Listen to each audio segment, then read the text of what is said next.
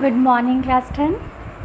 आशा है कि तुम लोग अच्छे होगे और अब जैसे जैसे हम लोग आगे बढ़ रहे हैं ऑनलाइन वाले बदलाव के साथ आप लोगों ने भी अपने आप को एडजस्ट कर लिया होगा। बच्चे, लाइफ इसी का नाम है ना। थोड़े से चेंजेस जब आते हैं मुश्किल तो लगती है, लेकिन फिर भी ह्यूमन बीइंग जो होते हैं उनका ये स्वभाव है कि हम लोग अपने आप को हर परिस्थिति में ढाल लेते हैं। तो आपने भी अपने आप को ऑनलाइन क्लासेस के अनुसार ढाल लिया है और मेहनत कर रहे हो। तो आप लोग मेहनत करते रहिए और उस मेहनत की कड़ी में एक नई चीज़ को जोड़ लीजिए और वो है विभाजन सूत्र, आपका सेक्शन फार्मूला। बच्चे, सबसे पहले मैं आपको फार्मूला बताऊंगी, उसके बाद मैं इसको ड्राइव करूँगी। इसको ड्राइव करना आपके सिलेबस में नहीं है, ना ही ये एग्ज़ाम में आएगा, लेकिन मुझे पता है आप लोग सीखने के इच्छुक रहते हो हमेशा, तो इसको भी ज़रूर सीखोगे। इसको सीखने से आपको कोऑर्डिनेट का कॉन्सेप्ट काफ़ी क्लियर होगा, इसलिए मैं इसको सिखाना चाहती हूँ। नहीं तो बच्चे सेक्शन फार्मूला सीख लेते हैं, याद कर लेते हैं, उसके बाद वो उसको बनाते हैं सम्स को, लेकिन उनको क्लैरिटी माइंड में नहीं होती है। हमारी जो नई शिक्षा नीति आ रही है उसमें भी यही कहा जा रहा है कि क्लियर कॉन्सेप्ट्स होने चाहिए। तो ये जो सेक्शन फार्मूले की डेरिवेशन है वो आपको कोऑर्डिनेट का एक अच्छा कॉन्सेप्ट देगी, इसलिए आप सभी बच्चे इसको अच्छे से सीखेंगे और फिर बनाएंगे। ठीक है, तो बच्चे सबसे पहले सेक्शन फार्मूला का अर्थ क्या होता है, विभाजन सूत्र का अर्थ क्या होता है। विभाजन एक बहुत सिंपल सी टर्म है, किसी चीज़ को बांटना। यदि हमारे पास एक रेखा है, ठीक है, मान लेते हैं ए बी एक हमारे पास रेखा है जिसको कोई बिंदु P बांट रहा है दो हिस्सों में। ठीक है, वो बराबर हिस्से नहीं है, ज़रूरी नहीं है कि वो बराबर हों, बराबर भी हो सकते हैं। तो ये इसको दो सेक्शंस में, है ना, बांट रहा है। दैट इज़ वाई ये this is called section formula. ठीक है, ये AP एंड PB दो हिस्से बने। जब ये बांट रहा है किसी न किसी अनुपात में बांट रहा होगा। ठीक है, इसका कुछ रेशो होगा, इसका कुछ, दोनों का आपस में अगर दोनों बराबर हैं तो 1:1, है ना, बराबर हिस्सों में बटा होगा। ये छोटा है तो ये 1, ये बड़ा है तो ये 2 हो सकता है, 3 हो सकता है, समथिंग इस तरह से।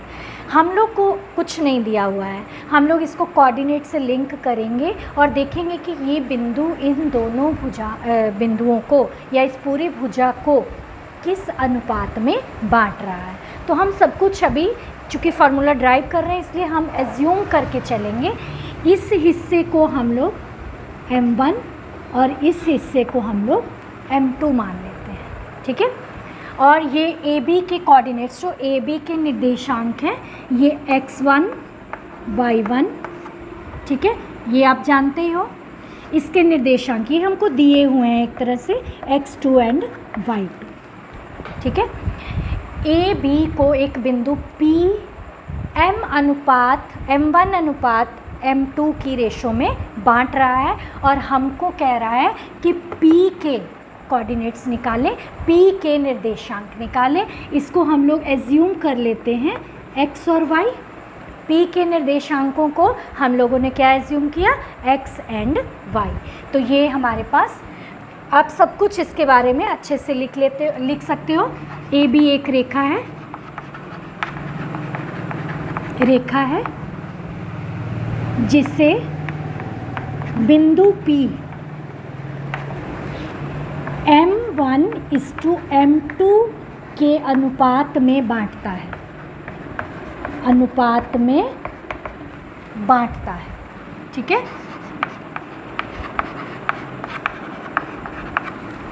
अब A X1 Y1, B X2 Y2 है, माना P XY है। हमने एज्यूम कर लिया कि P क्या है, XY है। ठीक है, अब हमारा काम क्या है, इस विभाजन सूत्र में हमारा मेन पर्पस है X और Y की वैल्यू फाइंड करनी है। आपको क्वेश्चन कैसे होगा, ये दोनों और ये दोनों कोऑर्डिनेट्स दिए हुए होंगे। हमको ये दोनों निर्देशांक निकालने हैं x और y, यानी कि हमारा पर्पस क्या है x एंड y निकालने का।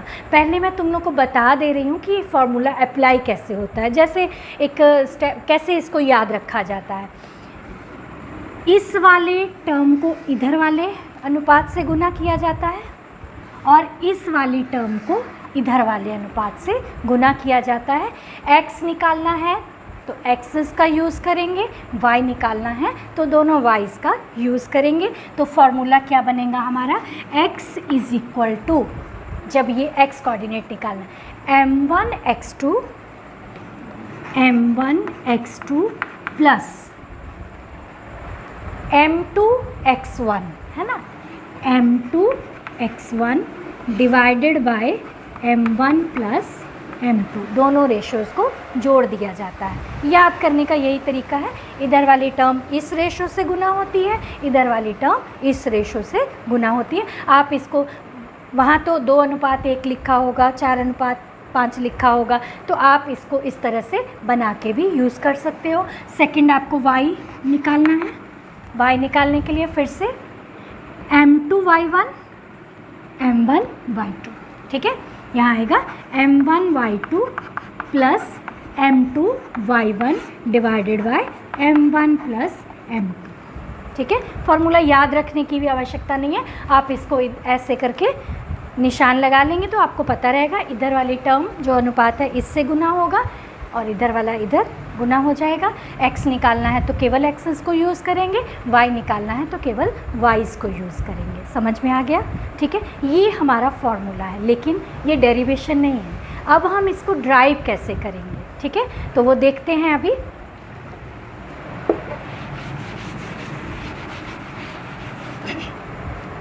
अब हम क्या करेंगे बच्चे, इसको हम लोग कार्तीय तल में, कार्टेशियन प्लेन में रखते हैं। ये हमारा एक कार्तीय तल है, clear. This is x dash y and y dash, ठीक है। अब देखो इसके कोऑर्डिनेट्स जो है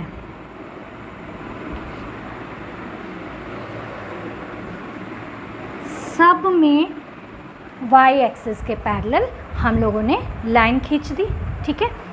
इधर यहाँ से a से x एक्सिस के पैरेलल हम लोगों ने लाइन खींच दी, क्लियर है सबको।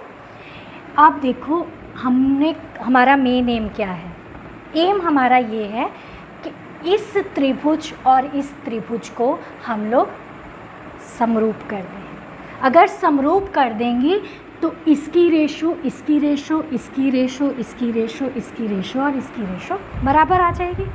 समरूपता की कंडीशंस आपने पढ़ रखी हैं कि दो त्रिभुज यदि समरूप हो तो उनकी संगत भुजाओं का अनुपात समान होता है। तो हमारा पहला काम क्या है, ये जो है पहले y एक्सिस के पैरेलल 3 लाइंस खींचेंगे, a डैश, इसका नाम p dash and b dash लिखते हैं।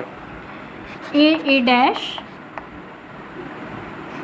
p dash and b dash parallel to y axis लें। सिमिलरली a, इसका नाम c रख लो और इसका नाम तो p है, इसका नाम q रख लो, दिस इज़ p, ठीक है, ये p है आपका। तो अब हम क्या करेंगे, P Q parallel A C parallel x axis ले, ये हमने ले लिया। अब ये सारी लाइंस पैरेलल है बच्चे, ध्यान से एक बार देखना, ये दोनों, एक तो ये पैरेलल है आपस में, ये भी पैरेलल है, ठीक है, इसका मतलब ये 90 डिग्री है तो ये भी 90 पैरेलल्स है ना। ये रेखा इसके पैरेलल, ये रेखा इसके पैरेलल, चूँकि ये 90 डिग्री है तो ये भी आपस में 90 degree. Angle 1 is equal to angle 2, both are equal to 90 degree. उसके बाद अगर हम इसको थोड़ा सा आगे बढ़ाएं, ये एक त्रियक रेखा उसको काट रही है, तो this angle 3 is equal to this angle 4 हो जाएगा। ये दोनों कोण आपस में बराबर हो गए, संगत कोण है, ठीक है। अब यदि ये त्रिभुज समरूप है तो इनकी भुजाओं की रेशो देन दिस वन और इसकी रेशो, फिर इसके बेस की और इसके बेस की रेशो, ठीक है। इसका नाम हम लोग R रख लेते हैं, PQR, ठीक। अब हम क्या करेंगे, त्रिभुज PRA में फिर से लिखेंगे इसको, त्रिभुज PRA में, PRA और त्रिभुज BQP में, BQP में क्या आ जाएगा, angle 1 is equal to angle 2, both are equal to 90 degree, and angle 3 is equal to angle 4। ये कौन से कोण आ गए हमारे, करस्पॉन्डिंग एंगल्स, यानी कि आपके सर्वांग समकोण, सॉरी संगत कोण, करस्पॉन्डिंग एंगल्स, ठीक है। ये दोनों कोण कौन से कोण हैं, संगत कोण है। क्लियर। अब हम क्या करेंगे, दोनों को समरूप लिख देंगे। देयरफॉर बाय AA, ये तो तुम लोग जानते ही हो, PRA is similar to triangle BQP, दोनों आपस में समरूप हो गए। अगर समरूप हैं तो BQ बटे PQ, therefore BQ by PQ is equal to BQ by PR, BQ by PR and PQ by AR is equal to M2 by M1। आ गया हमारे पास M2 by M1, तीनों की रेशो बराबर आ गई, ठीक है। अब हम क्या करेंगे, BQ, PR, PQ और AR को x और y के पदों में लिखेंगे। इसको अच्छे से समझना बच्चे। अब तुम लोग देखो, यहाँ से यहाँ तक की दूरी कितनी कहोगे, यहाँ से यहाँ तक की दूरी x1, ओके, यहाँ से यहाँ तक की दूरी x, और यहाँ से लास्ट तक की दूरी यानी कि B डैश तक की दूरी कितनी आ जाएगी, x2। क्लियर हुआ सबको। x1 यहाँ से यहाँ, ये इसका क्या है कोऑर्डिनेट, x1, तो यहाँ से यहाँ तक की दूरी x1 माने 5 होता, तो यहाँ 5 पर रखते हम इसको, है ना। नेक्स्ट ये x 7 होता, तो यहाँ 7, अगला 9 होता तो यहाँ 9 होता, 9 लेते हम लोग। इसी तरह ये हो गया x1, x एंड x2, ठीक है। लेकिन हमको क्या चाहिए, इस रेखा पर हमको क्या चाहिए, AR, AR यानी कि A dash B dash. AR ध्यान से देखो क्या होगा बच्चे, ये x माइनस x1 हो जाएगा, ठीक है। इस पूरे में से इसको माइनस कर देंगे, सॉरी इसको माइनस कर देंगे तो ये बच जाएगा हमारे पास। दूसरा हमको क्या चाहिए, PQ, PQ चाहिए होगा, ठीक है। तो PQ क्या होगा, PQ जो है वो इसके बराबर होगा। इसको देखो क्या होगा, ये इस पूरे में से x2 में से क्या माइनस कर देंगे, x1 माइनस कर देंगे। हम यहाँ लिखते चले जाते हैं, AR is equal to x minus x1 and PQ is equal to x2 minus x1। इस चीज़ को अच्छे से समझना, ये क्लियर हो जाएगा तो कोऑर्डिनेट ज्योमेट्री क्लियर हो जाएगी, ठीक है। ये एक बार फिर से देखो, यहाँ से आपके जो मूल बिंदु ओरिजिन से P डैश की दूरी कितनी है, x, P तक उसका क्या है पॉइंट x। A डैश की दूरी कितनी है x1, B डैश की दूरी कितनी है x2। हमको ये पार्ट्स निकालने थे, निकाल सकते हैं। इस पूरे में से ये माइनस कर देंगे तो ये बचेगा, इस पूरे में से यहाँ तक ये पूरा माइनस किया ना हमने, तो क्या बच गया, x2 minus x, not x1, x2 minus x आएगा हमारे पास। क्लियर है सबको। अब दूसरी तरफ हमको चाहिए BQ, दिस इज़ BQ। अब आप इधर ध्यान दीजिए थोड़ा सा, कि यहाँ से यहाँ तक की दूरी कितनी है, y1, यहाँ से यहाँ तक की दूरी कितनी है, y, और ये पूरा डिस्टेंस कितना है B तक, y2। ठीक है, अब हमको चाहिए क्या, BQ। BQ कैसे मिलेगा, y2 में से, ये y2 था ना हमारा, y2, this is y and this is y1। y2 में से y माइनस कर दें, ये क्या आ जाएगा, BQ is equal to y2 minus y। y2 में से क्या माइनस कर दिया, y, इसका कोऑर्डिनेट क्या था, 1, है ना। अब देखो दूसरा क्या चाहिए, BQ निकल गया, PR बराबर QC। PR के लिए क्या करना होगा, y में से y1 को माइनस कर दे, तो ये क्या आ जाएगा, y माइनस y1, क्या आएगा, y माइनस y1। तो यहाँ पर हम लिखते हैं PR is equal to y minus y1। ये हमारे पास सबके जो मान है या वैल्यूज़ हैं वो x और y के पदों में आ गए। अब हम क्या करेंगे, इन सब की जगह पर ये वैल्यूज़ पुट करेंगे और जो हमारा विभाजन सूत्र था उसको बना लेंगे। कैसे बनेगा उसको एक बार देखते हैं।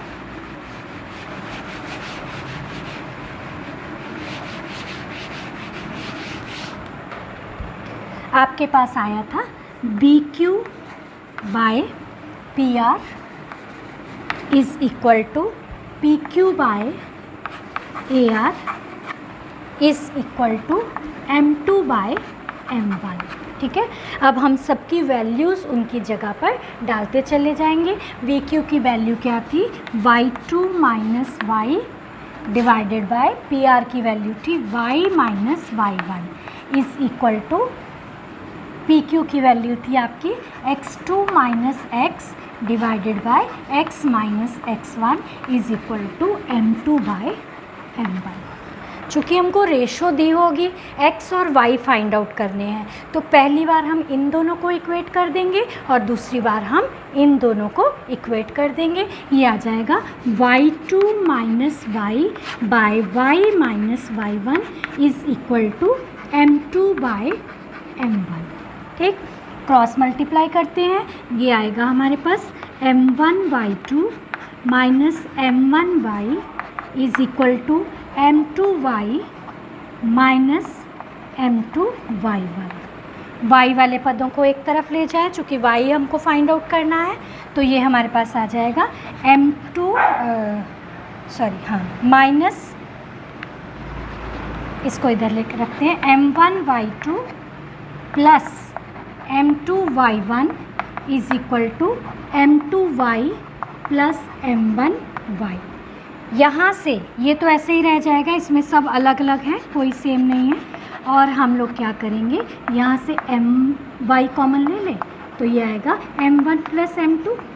ठीक है, देन y क्या निकल जाएगा, y is equal to M1y2 plus M2y1 divided by M1 plus M2।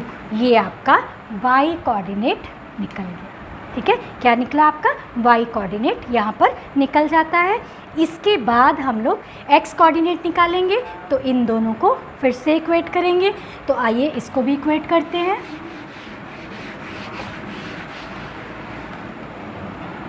x2 minus x by x minus x1 is equal to M2 by M1, और ये हमारे पास आ गया M1 into x2 minus x is equal to M2 into x minus x1।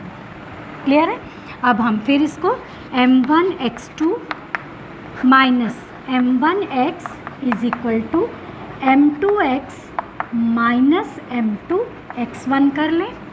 ठीक है, फिर से x वाले पदों को एक तरफ, विदाउट x को एक तरफ, M1 x2 plus m2x1 is equal to m2x plus m1x। फिर से x कॉमन ले लेंगे और ये ऐसे का ऐसा ही रह जाएगा। m1x2 m2x1 is equal to x common m1 plus m2।